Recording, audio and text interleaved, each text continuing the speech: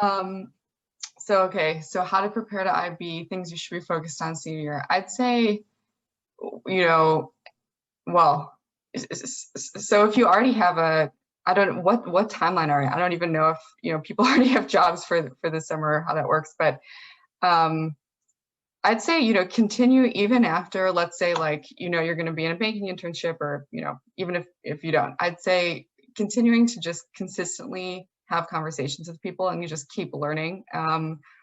That maybe sounds like very vague, but to the extent that, as I mentioned in the, full room, an hour ago, it just, instead of approaching it like, I have to network, this is kind of annoying, I have to get on the phone with all these people, like, which sometimes, it's easy to fall into that trap. Like, just continuing to be like, wow, like, I can really learn about what these people who are maybe 5 years older than me, like, what they're doing.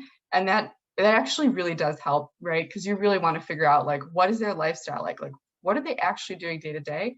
And the more people you speak to, even if I did 2 summers in investment banking, so starting sophomore year, so I was pretty like deep in baking by the time that I graduated. But even then, I had an idea of like, what I kind of felt like, oh, I think I'm gonna like this about baking. I think I'm not gonna like this part. I got to test that hypothesis when I actually did the job, but that helped me, continue thinking forward. Like, if banking isn't like, if it turns out that I don't want to do this for 10 years, I already had a lot of the groundwork done, having spoken to people that do other things, so that I wasn't just like pigeonholed into, oh, I've really only talked to people who are investment bankers, and that's kind of all I know.